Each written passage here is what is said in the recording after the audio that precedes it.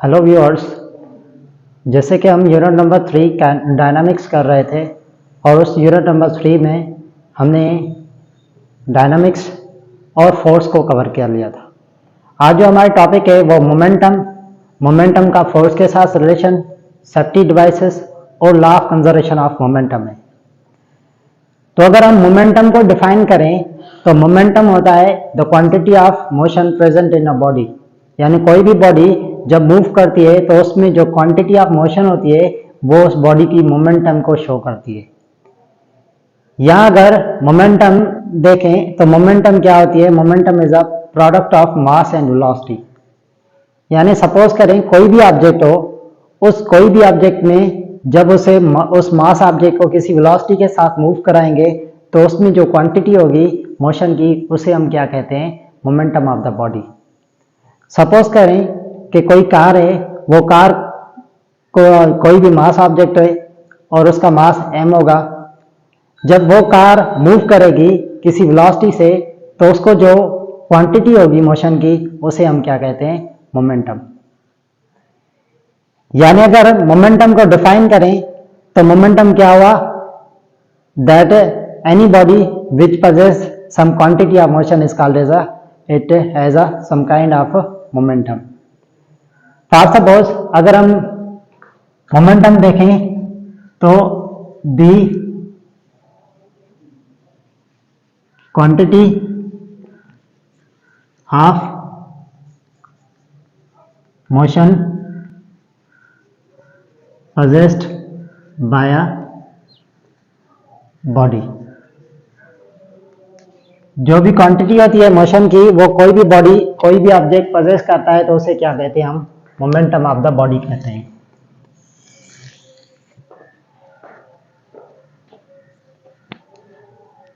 या अगर हम देखें तो मोमेंटम क्या होता है? मोमेंटम कोई भी मास ऑब्जेक्ट किसी वेलोसिटी से मूव करता है तो उसको क्या होती है? मोमेंटम होती है। यानी मोमेंटम को अगर मास और वेलोसिटी के साथ देखें तो क्या कहते हैं? The product of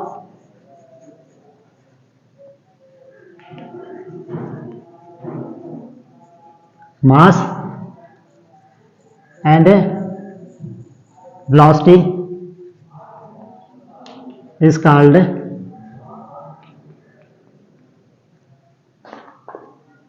momentum। यानी जो प्रोडक्ट होती है मास और वेलोसिटी की उसे हम क्या कहते हैं? मोमेंटम।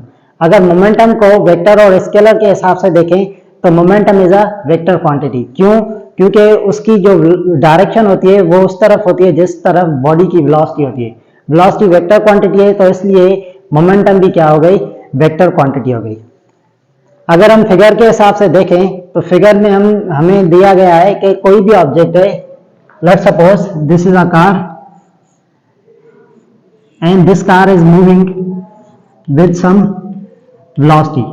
अगर ये कार है, इस कार का मास क्या हुआ? mc, मास ऑफ कार, और वेलोसिटी क्या हुई? vc, velocity of car. तो इसकी मोमेंटम क्या होगी? pc equal to mc into vc। यानी मोमेंटम क्या होगी? Product of mass and velocity is said to be as a momentum of the body.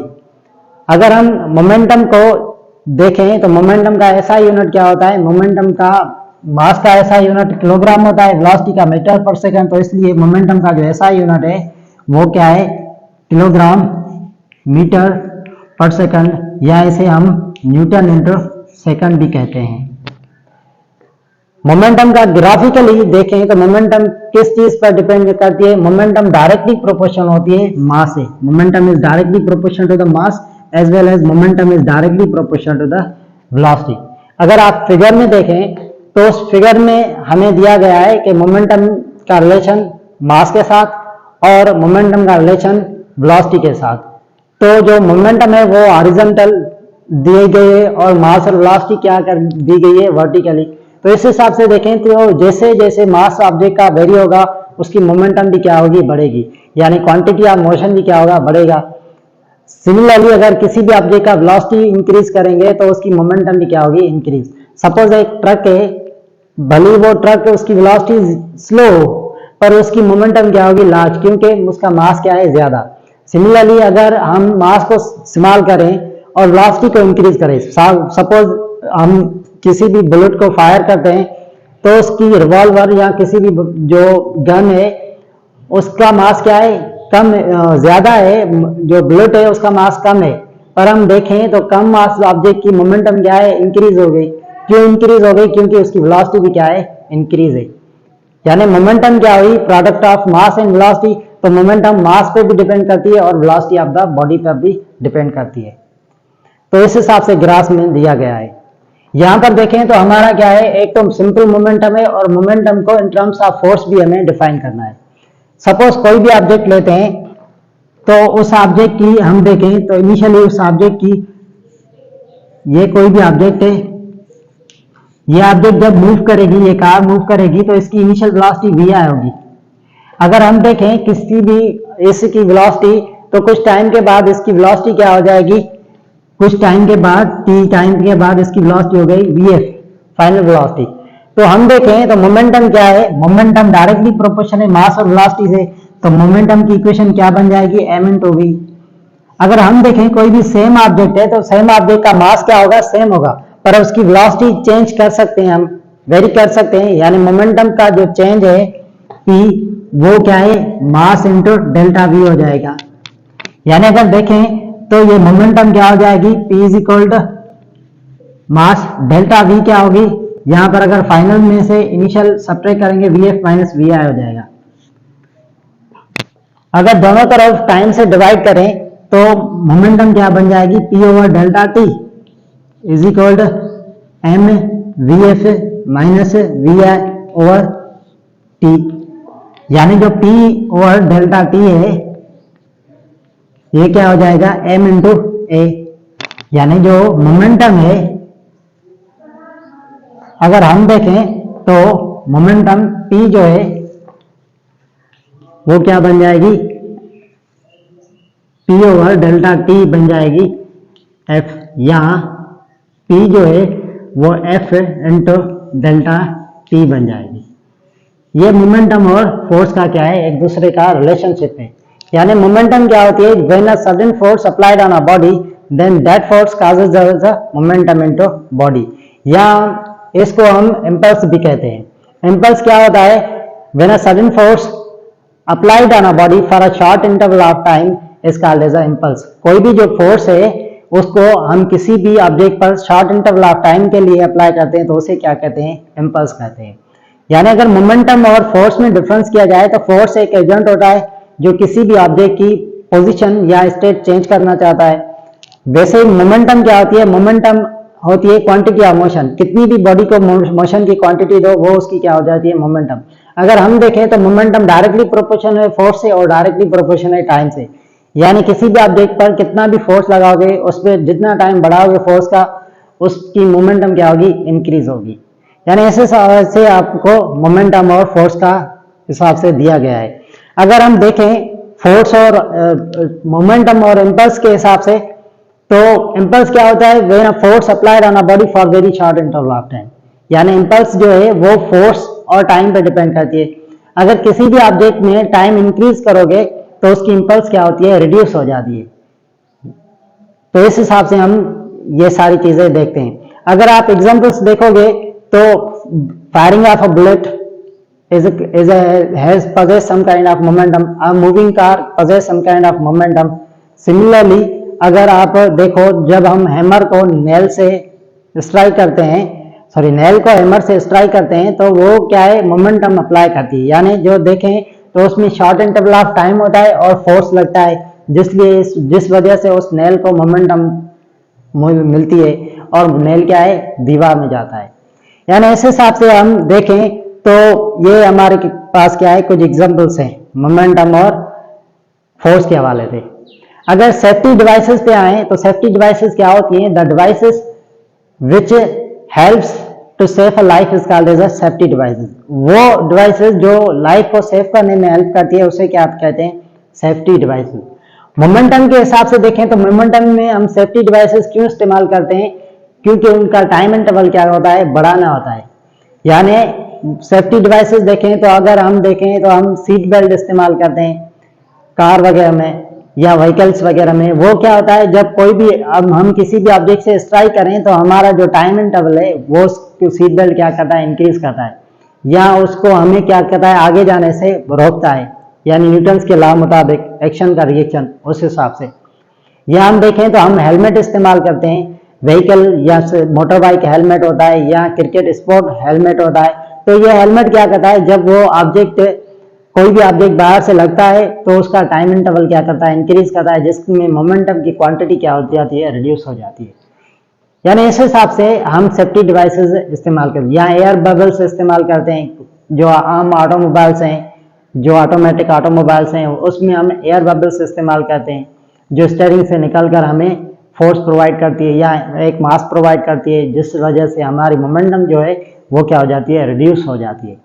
यानी इस हिसाब से देखें तो मोमेंटम हम जो सेफ्टी डिवाइसेस इस्तेमाल करते हैं वो इसलिए इस्तेमाल करते हैं ताकि उसका टाइम इंटरवल क्या हो, इंक्रीज किया जाए और सेफ्टी को भी बरकरार किया जाए। यानी ये कुछ उनका रिलेशनशिप है। उसके बाद देखें तो उसके बाद हमारा क्या है, हमारे पास जो टॉपिक है वो है law of conservation of momentum, law of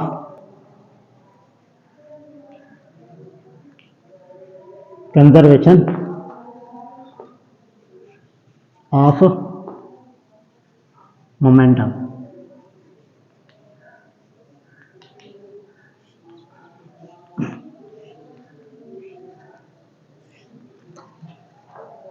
law of conservation of momentum, जहां भी कंजर्वेशन आ जाती है तो उसमें क्या होती है, वो बॉडी या वो चीज क्या होती है, कंजर्व होती है। जैसे हम law of conservation of energy पढ़ते हैं, similar law of conservation of mass पढ़ते हैं। यहाँ पर law of conservation of momentum का मतलब क्या है, जब कोई भी बॉडी दो स्ट्राइक करें एक दूसरे से, जब स्ट्राइक करें या कोलाइड करें तो उसकी मोमेंटम क्या हो, कांस्टेंट हो। यानी when in isolated system the moment of a system remains same is called as a law of conservation of momentum। यानी law of conservation of momentum में क्या होता है, the momentum of an isolated system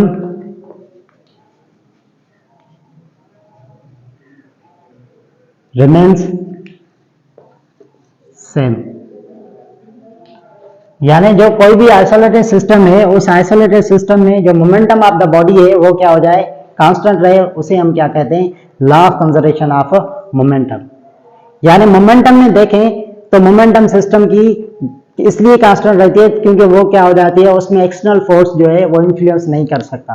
तो इस हिसाब से हम देखें तो law of conservation of momentum में मोमेंटम क्या होती है, कांस्टेंट रहती है। यहाँ law of conservation of momentum को इस हिसाब से भी डिफाइन करते हैं कि कोलाइड करने से पहले जो बॉडी की मोमेंटम है और कोलाइड करने के बाद जो मोमेंटम है वो क्या रहे, सेम रहे।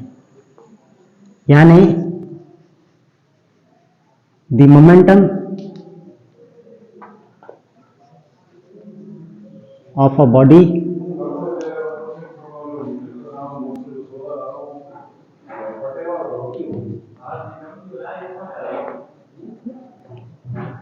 remains same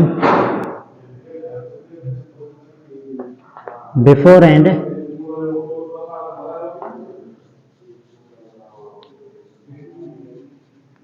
after collision। यानी जो मोमेंटम ऑफ द बॉडी है वो क्या है, सेम रहे before and after collision is called as the law of conservation of momentum. यानी सपोज ये एक ऑब्जेक्ट है जिस ऑब्जेक्ट का मास m1 है और दूसरा ये ऑब्जेक्ट है जिसका मास क्या है, m2 है।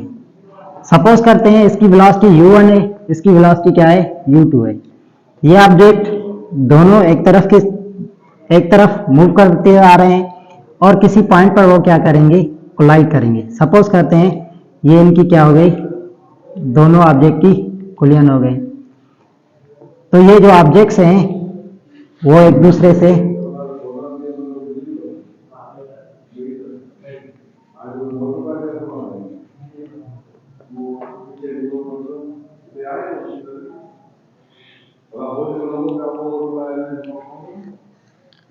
यानी ये जो ऑब्जेक्ट्स हैं, इस ऑब्जेक्ट की मास 1 है, वेलोसिटी u1, इस ऑब्जेक्ट का मास 2 है, वेलोसिटी u2 है। यानी momentum of the body remain same before and after collision, यानी m1 u1 प्लस में m2 u2 is equal to m1 v1 plus में m2 v2 of the body. तो ये आज की दो टॉपिक्स थी। For further videos and updates stay tune with महबूब हैदर नारे।